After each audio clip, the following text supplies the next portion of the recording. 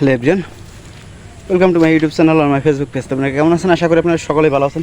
তো গেছে ভিডিওতে দেখেছেন যে এখানে প্রচুর পরিমাণে পানি জমতো।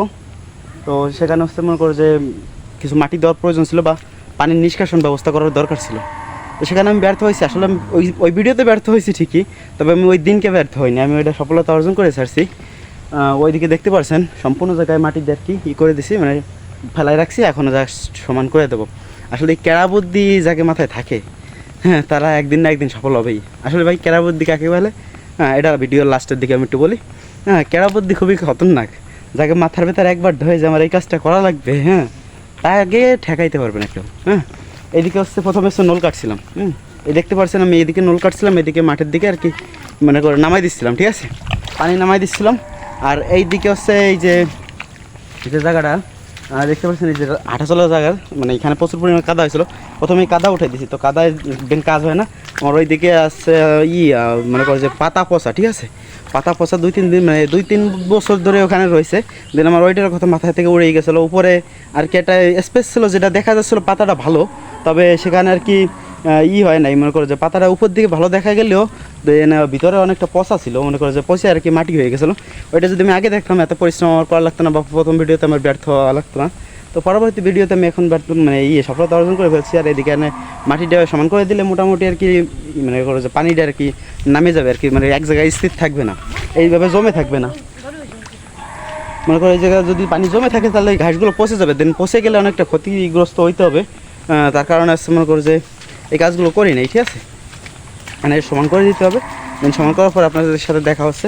আপাতত সমান করি, তারপরে কথা বলছি, ঠিক আছে। তো আপনারা তো দেখেই নিলেন যে আমি এখানে মনে করো যে কতটুকু করে দিছি, হ্যাঁ, সমান করে দিছি। এদিকে কিছু একটা অংশ এখনও পানি দেখা যায়। দেন এখানে যখন ফিরে এবার বৃষ্টি হবে, তো ওই উপর সাইড দিয়ে আর কি মনে করো যে ধুইয়া মাটি নিচের সাইডে আসার চেষ্টা করবে, তখন আর কি সম্পূর্ণ ফিল আপ হয়ে যাবে। হ্যাঁ, তো এইভাবে হচ্ছে পরিকল্পনা করছিলাম। দেন এটা আমার মাথার ভেতর কখনোই আসে নাই যে আমি এইভাবে কাজটা করলে আমার হয়ে যাবে। তো মনে করো যে হঠাৎ করে কেরা বুদ্ধি যারা কয়, যেটা হচ্ছে কোনোরকমভাবে এখান থেকে ব্যর্থ হয়ে যাওয়া যাবে না।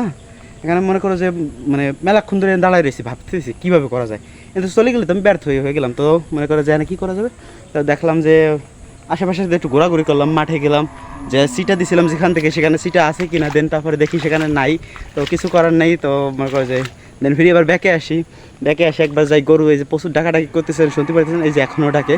তো এই গরুর ডাকে মনে করো বারে বারে ডাকতেছে, এত ডাকতেছে, বিরক্ত হয়ে যায়, দূরে চড় দিয়ে আসলাম। দেন ফিরে এবার ব্যাকে আসলাম। ব্যাকে আসার সময় দেখি কি মনে করো যে ও ব্যাকে আসার সময় একটা স্লিপ করলাম আমি, ওই যেখানে আর কি মাটিটা তুলে নিয়েছি, কাদাটা তুলে নিয়েছি, সেখানে আর কি আমি স্লিপ করছি।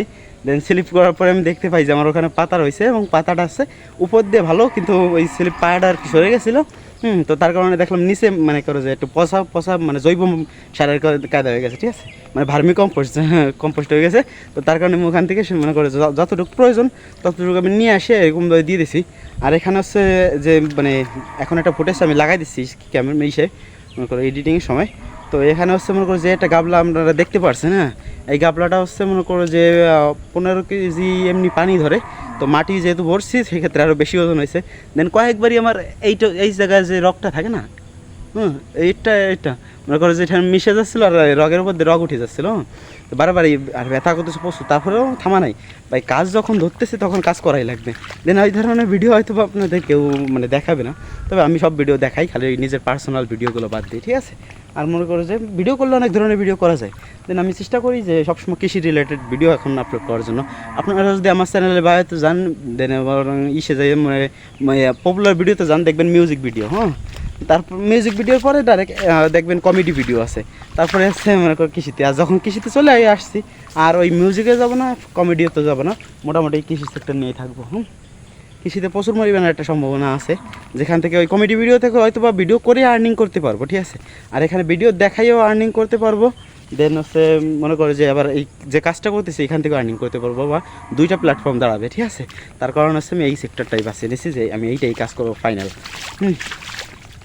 তো এদিকে মনে করো যে লাল ঘাসটা দেখতে পাচ্ছেন, হয়তো বা কালকে কাটে নিতে হবে। গরুরে ঘাস দিচ্ছে না প্রায় 8 থেকে 9 দিন, 8 থেকে 9 দিন, 5 থেকে 6 দিন হয়ে গেছে।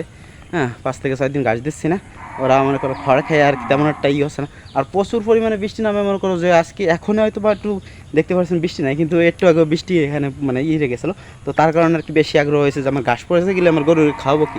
দেন এরকম একটা মাথায় চিন্তা ধারা নিয়ে আর কি আমি কাজটা শুরু করছি যে আমার গরুর খাবার নষ্ট হতে দেওয়া যাবে না। দেন আরও কিছু কিছু জায়গায় যে ঘাসগুলো মারা গেছে, যে কয়েকদিন আগে যে ভিডিওতে দেখতে পাচ্ছেন যে ঘাস কিছু কিছু জায়গায় লাগাইছি, তো সেই ঘাসগুলো আবার মারা গেছে, যদি মনে করে যে ইসের জন্য মানে কিছু কিছু মারা গেছে, সম্পূর্ণটুক না।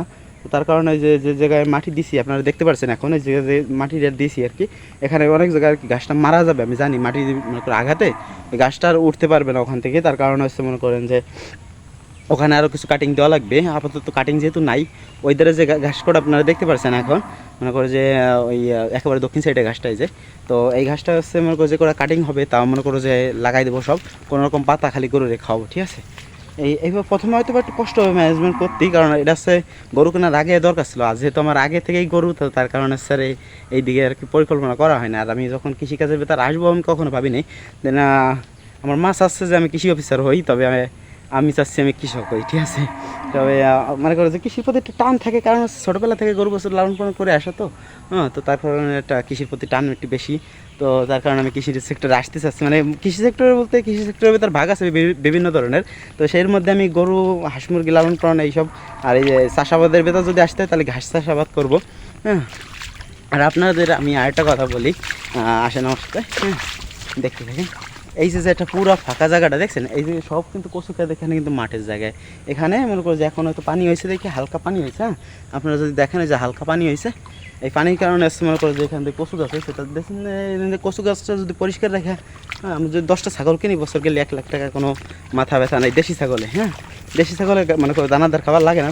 তারপরে মনে করো যে টোটাল অ্যামাউন্ট লাভের থেকে, হ্যাঁ ওটা নিয়ে একটা বিস্তারিত আলাদা ভিডিও করবেন, দেন অনেকটা ভিডিও বড় হয়ে যাবে, তো তার কারণে আমি ওইটা নিয়ে আলোচনা করতে চাচ্ছি না। দেন পরবর্তীতে হয়তো আপনারা এই রিলেটেড আরেকটা ভিডিও দেখতে পারবেন, ঠিক আছে।